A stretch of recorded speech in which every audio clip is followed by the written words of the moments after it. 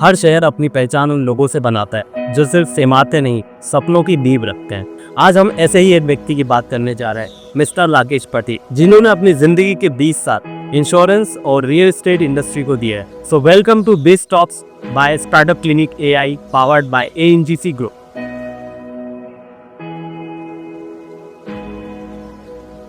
अपने जर्नी की स्टार्ट के बारे में कुछ बताइए आप।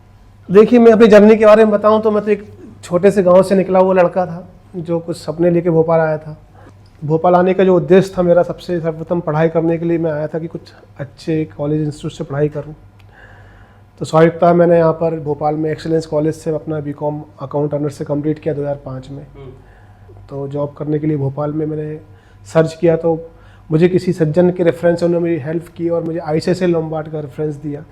जमीनी स्तर का जो सेल्स का काम उन्होंने शुरुआत किया लोम्बार्ड से, ICICI लोम्बार्ड का। तो मेरा बहुत अच्छा अनुभव रहा जीवन में। बट उस समय जो हम लोगों को एक एक नंबर लिखना होता था डायरी में और उसको डाटा मेंटेन करना होता था, बहुत कठिन काम था वो।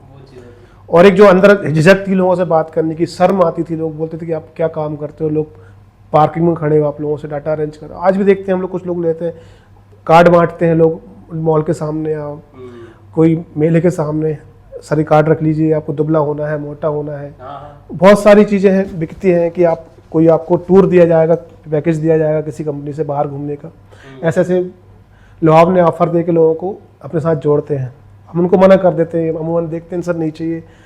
बट मेरा मानना है कि थोड़ा सा उनको रिस्पॉन्स करना चाहिए। अगर कोई आपको कॉल करता है किसी चीज़ के लिए तो उसको सुनो, भले 2 मिनट शालीनता से बोल दो सर कि नहीं चाहिए, आप रूडली बात ना करें उसको। अगर उसको सामान्य लैंग्वेज में धुतकारे ना अपन कि नहीं यार नहीं चाहिए, नहीं करना, क्योंकि वो अपना काम कर रहा है। प्यार से डील करें। हाँ, मतलब उसको अच्छा मोटिवेट करें कि नहीं बेटा मुझे आवश्यकता नहीं है, नहीं चाहिए, मुझे ज़रूरत नहीं है। तो क्योंकि वो आपने दौर देखा ना, हमारे पीछे तो ऐसा भी होता था, कई बार किसी घर पे गया, सो नॉक किया, उसने अपना डॉगी छोड़ दिया हमारे ऊपर कि भागो यहाँ से, क्योंकि इतना परेशान हो जाते थे कि उसको कुछ पॉश एरिया हुआ करते थे भोपाल में उस समय, अरेरा कॉलोनी हो गया। अमूमन लोग अरेरा कॉलोनी में ज़्यादा जाते थे किसी चीज़ के लिए, क्योंकि वहाँ पे एक creamy layer high class society लोग रहते थे, उनके पास अच्छी कारें हुआ करती थी। तो लोग इरिटेट हो जाते थे कि रोज यही काम है, सुबह नॉक कर रहे हैं तो किसी ने कुत्ता छोड़ दिया, कोई गाली दे रहा है अंदर से, अपशब्द बोल रहा, तो एक हैबिट पड़ जाती थी। बट मज़ा वहीं आता था काम करने का। शाम को मीटिंग होती थी कि आज तुमने क्या किया, हमने टारगेट कैसे अचीव करना है, मोटिवेट करते थे। कोई मना करता था, मतलब ऐसा भी कई बार हुआ कि लोग महीनों तक घुमाते थे कि हम आपको चेक देने वाले हैं इंश्योरेंस का, आ जाओ घर पर, और एंड टाइम पे मना कर देते थे। तो मैं कहूँ कि अगर मुझे वो ICICI लोम्बार्ड की जॉब नहीं करता शायद, तो मैं स्ट्रगल करना नहीं सीख पाता। मैं कभी हिचका नहीं। आप एक इंश्योरेंस पॉलिसी के लिए मैं आसपास इटारसी, बैतूल, आपका हरदा, यहाँ तक चला जाता था बिना एक पॉलिसी। लेकिन क्लाइंट ने बुलाया, और जरूरी नहीं है कि मुझे कुछ दे वो। लेकिन मैंने हमेशा चांस लिया है कि कंफर्म भी नहीं है कि वो लेगा या नहीं। क्योंकि कई बार होता है ना कि लोग सोचते हैं कि पहले एश्योर कर लो कि आजकल जो बच्चे काम करते हैं, मेहनत करते हैं, पहले वो एश्योरेंस मांगते हैं, है ना। और जब भी मैंने जॉब के लिए कहीं गया तो मैंने जॉब में पूछा नहीं कि मुझे करना क्या है। मैं जब भी इंटरव्यू से देता था, शुरुआत में कहीं जाता था, मैंने कभी किसी से क्वेश्चन नहीं किया अपने एम्प्लॉयर से कि मुझे करना क्या हुआ। हम लोग जब न्यू ज्वाइन थे, इंश्योरेंस सेक्टर में रहे या रियल एस्टेट में रहे, तो हमारे जो सीनियर थे उन्होंने बहुत मदद की, हमें मोटिवेट किया, सिखाया काम कैसे किया जाता है। आप देखेंगे अगर सामने वाला जो आपका सीनियर आपको सपोर्ट नहीं करेगा तो आप ज़्यादा दिन टिक नहीं पाओगे उस इंडस्ट्री में। वो चीज़ें भले इंश्योरेंस सेक्टर हो, भले रियल एस्टेट हो, या कोई भी सेक्टर हो, जरूरी है। और वो काफ़ी हद तक आप पे डिपेंड करता है कि आपका नेचर कैसा है। आजकल हम देखते हैं जो एंटरप्रेन्योर्स आते हैं, उनके अंदर इतना ईगो भरा होता है कहीं कहीं कि वो जानने ही नहीं चाहता, वो बताएगा नहीं कि मुझे आता नहीं है। वो उसके अंदर इतनी शर्म होगी कि मैं पूछ लूँगा तो लोग हंसेंगे कि मुझे आता नहीं है। आप यकीन नहीं मानेंगे, मैं अपना एक कुछ ऐसे ऐसे शब्द थे जिनका मुझे उसका मतलब नहीं पता था, लेकिन मैं पूछता था लोगों के बीच में, भले लोग हंसते थे। लगा रहा कुल मिला के बात यह है। मतलब ऐसे दौर भी आया, उतार चढ़ाव भी आया कि भाई कि राकेश नहीं हो रहा, अपन वापस चलते हैं गाँव। ऐसा भी बीच में दौर आया। कई लोग आते हैं, लौट भी जाते हैं, क्योंकि जो सुविधाएं गाँव में मिलती हैं, घर में मिलती हैं, वो यहाँ भोपाल में नहीं मिलती ना। लोगों को लगता है कि बहुत हुआ। घर वाले मुझसे पूछते थे कि बेटा जॉब कैसी चल रही तुम्हारी, तो हम बोले बढ़िया, ऑफिस में बैठे हैं, कोई दिक्कत नहीं, भले हम मार्केट में खड़े हैं, किसी गुमठी पे खड़े होकर चाय पी रहे हैं, खाना बाहर खा रहे हैं। तो सेल्स वालों को अमूमन ऑफिस में बैठना अलाउड नहीं होता, क्योंकि आपका काम सेल्स वाला अगर ऑफिस में बैठ रहा तो फिर कंपनी की सेल होना कठिन है। तो इन सब चीज़ों में आपको सबसे बड़ी एक सीख क्या मिली? मैंने 2 चीज़ सीखी जीवन में, कि अनजान लोगों की मदद करो और दोस्तों की मदद करो। अच्छे दोस्त ही आपको अच्छे मुकाम पे पहुंचा सकते हैं। उनकी सलाह मानो, जो दोस्त कहता है उसको सुनो, आपको जरूर हो सकता है आप अपने विचार के विपरीत वो लोग बात कहें आपसे, हमेशा जरूरी नहीं कि सही कहें कि आप जो चाह रहे हैं। अब कई बार आपको होता है कि दोस्त से सलाह लेते हैं अपन कि हाँ में हाँ मिला दे बस, कि मैं कुछ करना चाह रहा हूँ, बस वो समझ जाता है सामने वाले कि मुझसे ये हाँ ही सुनना चाह रहा है, क्योंकि इच्छा उसकी करने की वही है। अगर वो ना करता है तो उसको सुनो और कोशिश करो कि उसको मानो, और तुरंत नहीं मान पा रहे तो उस चीज़ को थोड़ा सा होल्ड कर दो, समय लो। आनंद फनन में कोई अपन को डिसीजन नहीं लेना चाहिए। अगर अपना दोस्त अच्छा है, अपना हितैषी है, तो आपके बारे में बुरा नहीं चाह रहा हूँ, क्योंकि उसका जो नज़रिया है, उस चीज़ को देखने का पॉइंट ऑफ व्यू है, वो आपसे अलग है।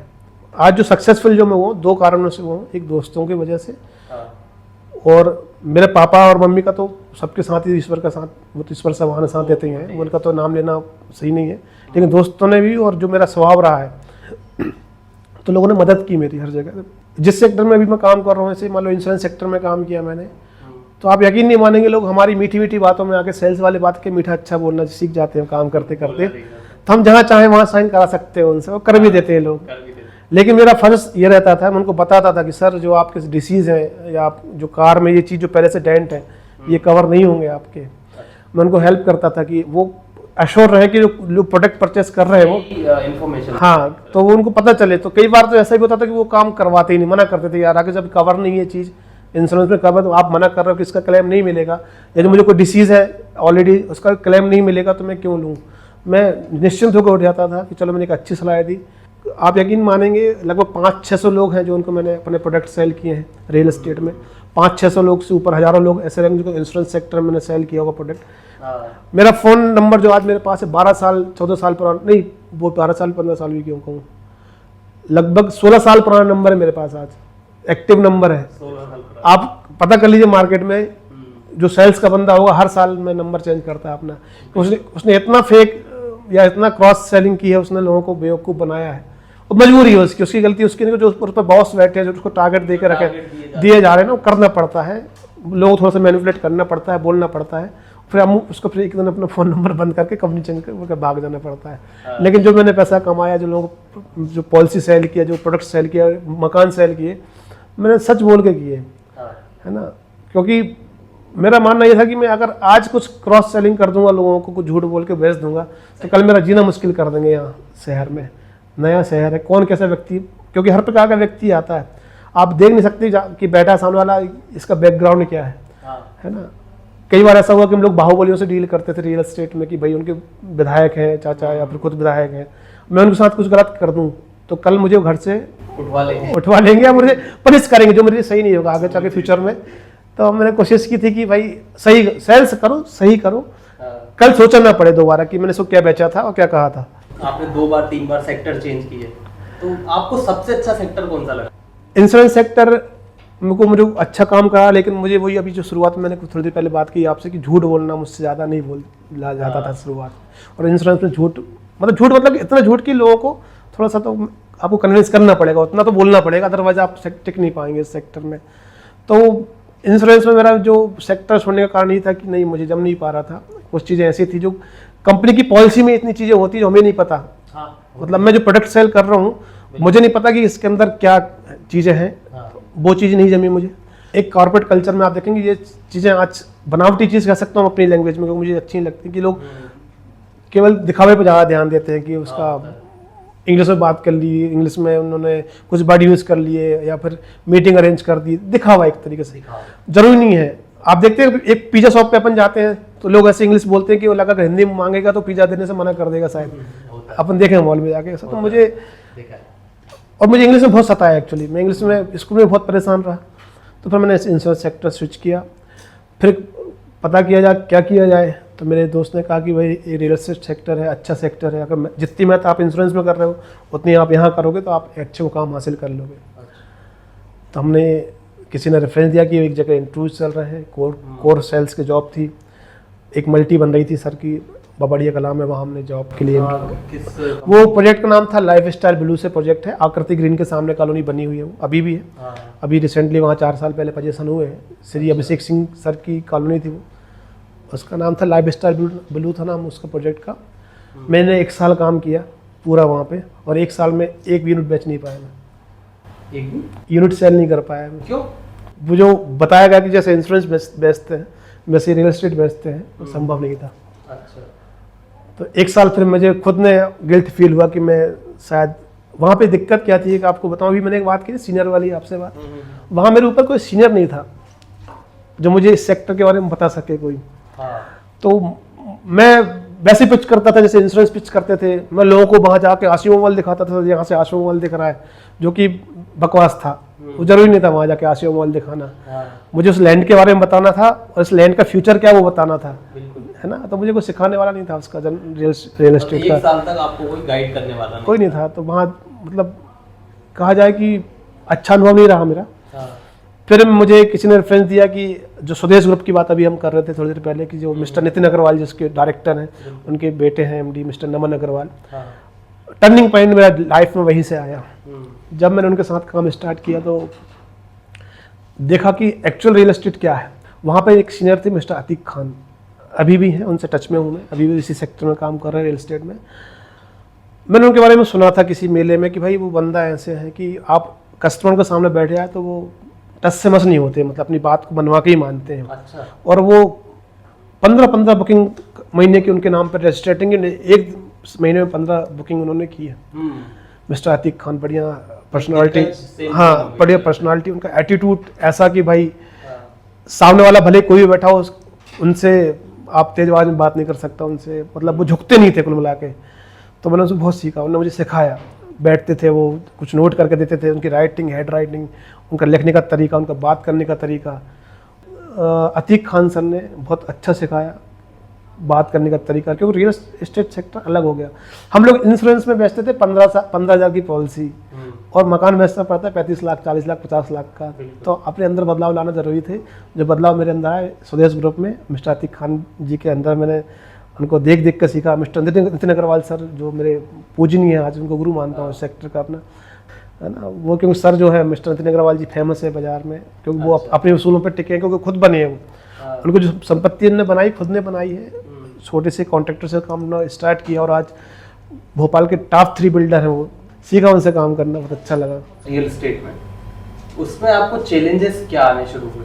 बात करें रियल एस्टेट के चैलेंज की, तो जब मैंने वहाँ स्वदेश से अपनी जॉब छोड़ी, कुछ अमूमन मतलब 1.5 साल काम करने के बाद, तो अब मुझे मतलब कॉन्फिडेंस तो बहुत अच्छा था, लोगों के टच में आ गया था मार्केट में, जो इंश्योरेंस में फाइनेंस में काम करते थे और अदर बिल्डर के यहाँ काम करते थे। उनको मालूम चला कि मुझे जॉब की रिक्वायरमेंट है, मुझे उन्होंने रेफरेंस दिया। एक मेरे मित्र हैं विशाल मालवी जी, वो भी फाइनेंस में है। उन्होंने कहा कि शीतलनाथ बिल्डर्स, जो शीतल ग्रुप का नाम मैंने लिया, वहाँ पे इनको एक प्रोजेक्ट के लिए बंदा चाहिए।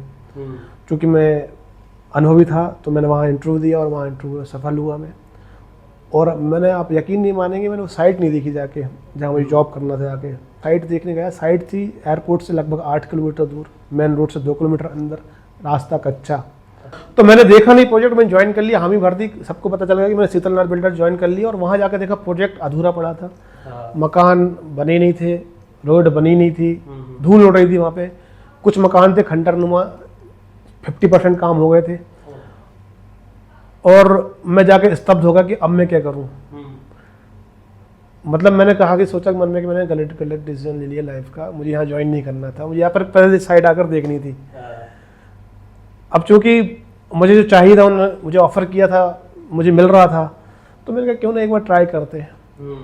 जैसा कि मैंने काम किया स्वदेश में, चैलेंज एक्सेप्ट तो कर ही लेते हैं। तो मैंने पता किया कि करना क्या है यहाँ पे वास्तविकता। तो हाँ, चैलेंज मकान बेचा नहीं था वहाँ पर शुरुआत में। जो इन्होंने मकान बेच रखे थे, लगभग 150 मकान इन्होंने सेल कर रखे थे, और पैसा जो इनका जाम था वहाँ, जाम मतलब कि जो मकान की एवज में पैसा मिलना था, तो ऐसा लगभग 3.5 करोड़ रुपये लोगों का कस्टमर से लेना लाइबिलिटी खड़ी थी। वो 3.5 करोड़ रुपये से पैसा आता तो वो साइट पे डेवलपमेंट करते, रोड बनाते, अपना मकान जो अधूरे पड़े उनको बनाते। चूँकि कुछ इनके आपसी डिस्प्यूट थे डायरेक्टर्स के, तो वो प्रोजेक्ट बीच में होल्ड हो गया था, तो पोजीशन डिले हो गया था लोगों का। जैसे कमिटमेंट किया गया कि आप पोजीशन आपको 2017 में मिलना चालू हो जाएगा, 2016 में मिल जाएंगे पोजीशन। तो लोग अपनी बात पे अड़ गए कि भाई बिल्डर पहले पोजीशन दिए, हम अपना पैसा देंगे, या डायरेक्टर अड़ गए कि भाई पहले कस्टमर पैसा दे, हम तो डेवलपमेंट में लगाएंगे तो पोजीशन दे पाएंगे। तो एक तरीके से लॉक हो गई चीज़। लोग कंप्लेंट करने को तैयार थे कि हम जा रहे हैं TNCP में, दबाव बनाने लगे थे बिल्डर के कि भाई हमें हमारा मकान रेडी करके दो, हमने मकान ब्याज दे रहे हैं, हम लोग अपनी किस्त जा रही है, EMI जा रही है बैंक की। तो मैंने समझा चीज़ों को, तो लगभग 3.5 करोड़ रुपए की रिकवरी थी। तो मैंने देखा कि क्या किया जाए। मैंने सबसे पहले लोगों से व्यवहार बनाया, लोगों को कॉल किए, चिट्ठियाँ भेजी, जो लोग ट्रेस नहीं थे उनके घर जाकर लोगों को समझाया कि भाई आप अगर पैसा नहीं दोगे तो प्रोजेक्ट और डिले होगा, और आप कंप्लेंट कर भी देंगे और कोई जेल भी चला जाएगा तो आपका पैसा रिफंड नहीं होगा, ये ध्यान रखना। अभी मैं आपको आश्वस्त करता हूँ कि मैं आपको 2 साल के अंदर पोजीशन दिलाऊंगा, और अपना जो पूरा पेमेंट ना करो, उसका पार्ट कर दो, आधा कर दो जो आपका पेंडिंग है, इससे रोलिंग चालू तो हो अपनी। और आपने कन्विंस किया, लोगों को कन्विंस किया, ट्रस्ट दिलाया कि और कोई ऑप्शन नहीं है। आप अगर चाहो कि बिल्डर फेल हो जाए तो बिल्डर कल फेल हो जाएगा, लेकिन आपका जो पैसा गया वापस नहीं आएगा। 10 साल पुराने प्रोजेक्ट देख लो आप, किसी का पैसा रिकवर नहीं हुआ, जेल जाने से पैसा नहीं मिलता लोगों को, ऐसा लोगों को समझाया तो लोग कन्विंस हुए, माने बात को, ट्रस्ट किया। मैंने उनको अलग से एक एग्रीमेंट बना के दिए हाथ से अपने की, सर ये अलग से एग्रीमेंट साइन किया हो, मैं आपको 1 साल के अंदर पैसा दूंगा। लोगों ने 6 महीने बाद पैसा आना चालू हुआ, और आप 1 साल के अंदर हमारे पास अच्छा खासा फंड हुआ, साइड पर डेवलपमेंट का काम चालू हुआ, और 1.5 साल बाद हमने वहाँ 2018 में पैसा लोगों चालू कर दिए थे। जो 3.5 करोड़ रिकवरी थी वो आ गई 50 लाख पे, 3 करोड़ रुपये बिल्डर के हाथ में थे।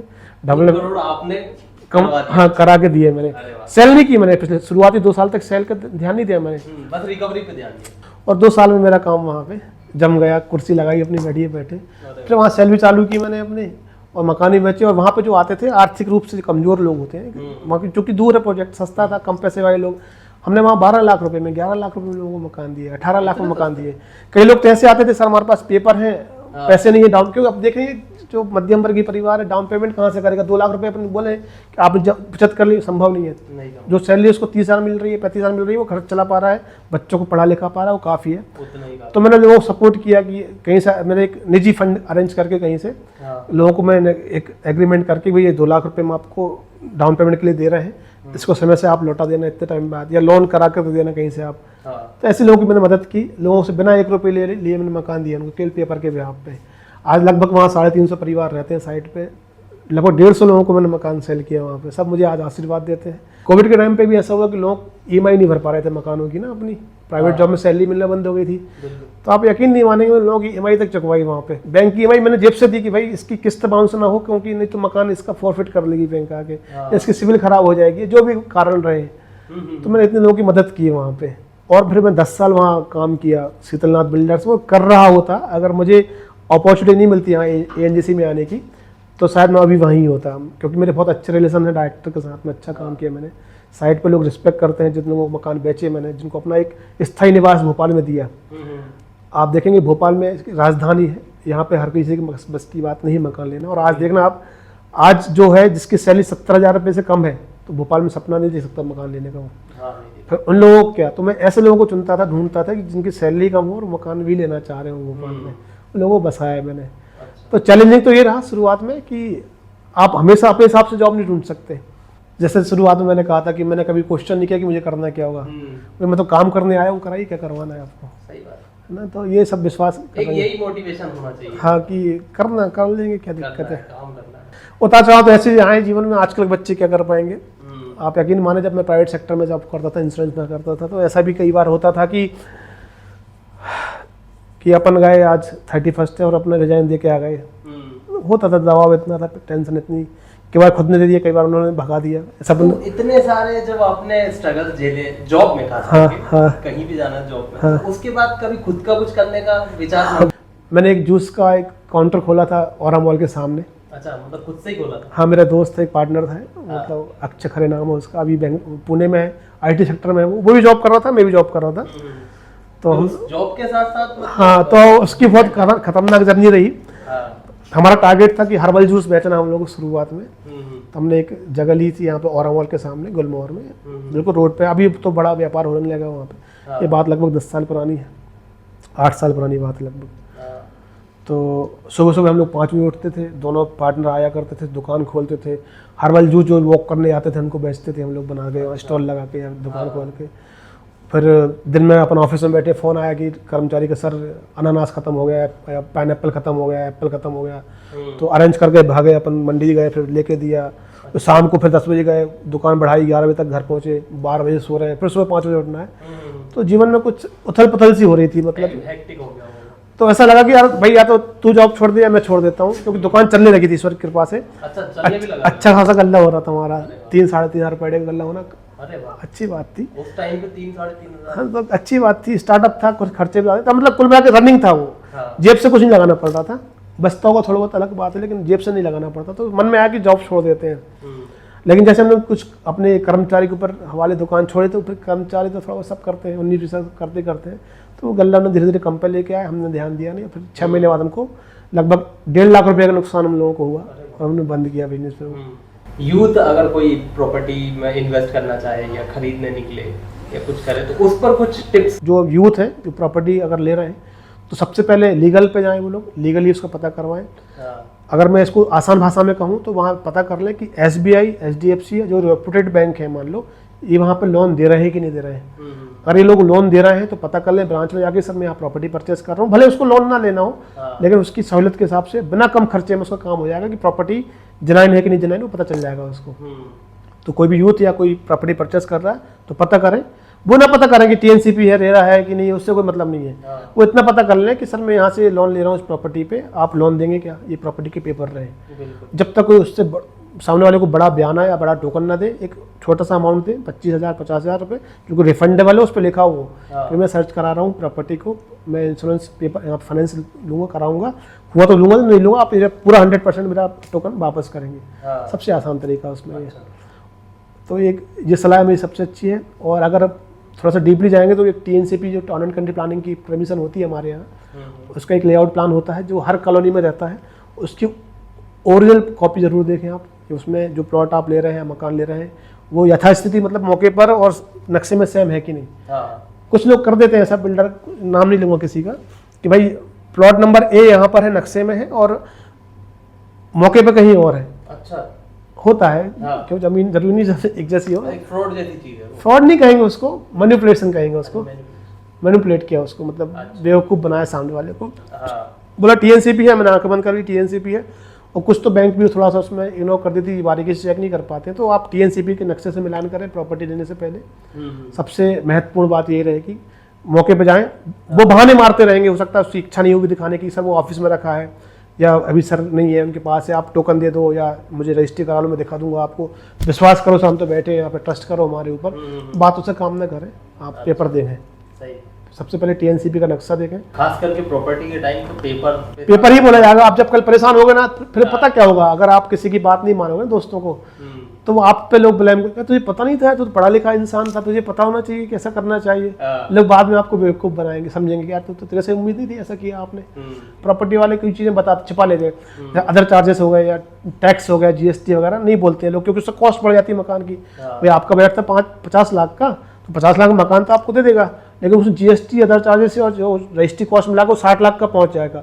और आपको शायद सेल्स वाला उस समय बताए ना, क्योंकि उसने पता कर लिया कि बजट आपका 50 लाख का है और आपका 60 लाख का बजट पहुंचेगा, तो वो आप उठ जाओगे, नहीं लोगे उससे प्रॉपर्टी। तो ये उसको थोड़ा सा फेक टाइप का उसने बातें बता के आपको घुमा देगा वो। अच्छा। तो फिर जब आप रजिस्ट्री कराने की पहुंचोगे, उसको अमाउंट दे दोगे आप, टोकन अमाउंट, तो फिर उससे आपसे फिर आपको पता होना चाहिए GST लगती है, रजिस्ट्री कास्ट तो कस्टमर देता है, आपको पता होना चाहिए। तो फिर आदमी थोड़ा सा वहाँ परेशान होता है प्रॉपर्टी लेने के बाद। भाई एग्रीमेंट में क्या, जो पूरा दामोदार होता है प्रॉपर्टी का एग्रीमेंट के ऊपर होता है। एग्रीमेंट में ऐसी चीज़ें लिखी होती हैं, 1 साइडेड टाइप के एग्रीमेंट होते हैं। हालांकि अगर रेरा का एग्रीमेंट है तो डबल साइडेड रहेगा, लेकिन अमूमन तो जो बिल्डर बनाते हैं अपना एग्रीमेंट वो 1 साइडेड होता है। उसमें कस्टमर के बहुत राइट्स नहीं होते। अच्छा। बिल्डर के राइट्स ज़्यादा होते हैं। और आप मानेंगे नहीं, कस्टमर उत्साहित होकर खुशी में वो चीज़ों को इग्नोर कर देता है, उन चीज़ों को, लिखी हुई चीज़ों को, और साइन कर देता है वो। फिर बाद में तकलीफ होती है, किसी हर एक को नहीं होती है, फिर बाद में परेशान होता है आदमी को। पता कर लें आसपास वहाँ रेट है कि नहीं है। आज भोपाल में स्थिति है, कुछ प्रोजेक्ट ऐसे फ्लैट के चल रहे हैं कि वो आज से 12 साल में 32 लाख का फ्लैट था और आज ही 32 लाख का फ्लैट है। वो कीमत नहीं बढ़ी, वहाँ पे लोग बस रह रहे हैं। और जो EMI उन्होंने चुका दी 32,64,000 कर दी उन्होंने, लेकिन वो फ्लैट उतने के लिए, क्योंकि उनने ओवर वैल्यूड फ्लैट बेचे वहाँ पे बिल्डर ने। ओवर वैल्यूड मतलब कि वहाँ वैल्यू उतनी थी नहीं। लोगों को बस झांसे में लेके अच्छा दिखा के, ऑफिस अच्छा ब्रोशर दिखा के, अच्छे समय दिखा के प्रोडक्ट सेल किया, लोगों ने लेते भी हैं। और ये सेल्स का एक्चुअली मेन तो बेसिक तो यही कि आप वो काम करें जो अमूमन ना कर पाए आदमी। तो सेल्स होने की जरूरत क्या, कर ले तो लोग लाइन लगा खड़े होते हैं किसी चीज़ की जगह, अगर अच्छी प्रोडक्ट होते हैं तो सेल्स तो यही है कि भाई कन्विंस किया जाए लोगों को अपने प्रोडक्ट को लेकर, तो वही सेल्स एक्चुअल। चलिए दोस्तों, तो हम आपके साथ विदा लेते हैं। ऐसे ही बिजनेस टॉक से जुड़ने के लिए हमारे चैनल को सब्सक्राइब करें। बिज talks bye startup clinic AI, powered by ANGC group.